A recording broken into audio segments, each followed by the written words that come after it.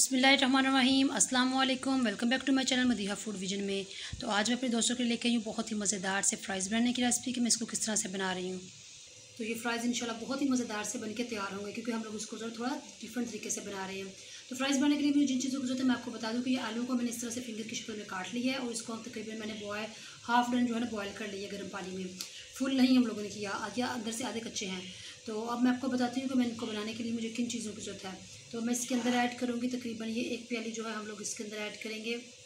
तो सॉरी, हम लोग उसके अंदर ऐड नहीं करें, अलग से बाउल में हम लोग इसका मिक्सचर जो है पहले तैयार करेंगे। तो ये जो 1 प्याली थी हम लोगों ने मैदा जो है इसके अंदर मैंने बाउल के अंदर डाल लिया है और उसके अंदर से हम लोग इसके अंदर 2 खाने के चम्मच जो है बेसन ऐड करेंगे।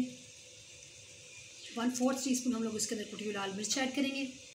1 पिंच हम लोग इसके अंदर अजवाइन ऐड करेंगे।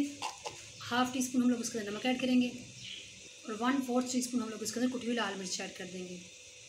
तो अब इसको मिक्स कर लेते हैं। थोड़ा थोड़ा पानी ऐड करेंगे इसके अंदर।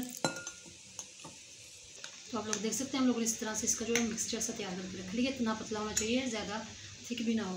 तो अब मैं इसके अंदर जो है ना सारे इतने आलू जो हम लोगों ने काट के रखे हुए थे ये ऐड कर दूँगी।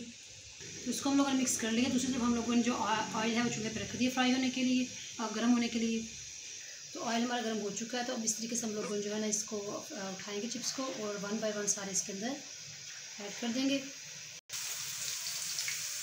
जी, तो आप लोग देख सकते हैं हम लोगों ने इनको फ्राई कर लिया तकरीबन 3 मिनट के लिए। बहुत ज़बरदस्त है माशाल्लाह, ये हमारे जो फ्राइज़ बन के तैयार हुए हैं बहुत ही यूनिक से स्टाइल में और इनका टेस्ट भी बिल्कुल डिफरेंट है।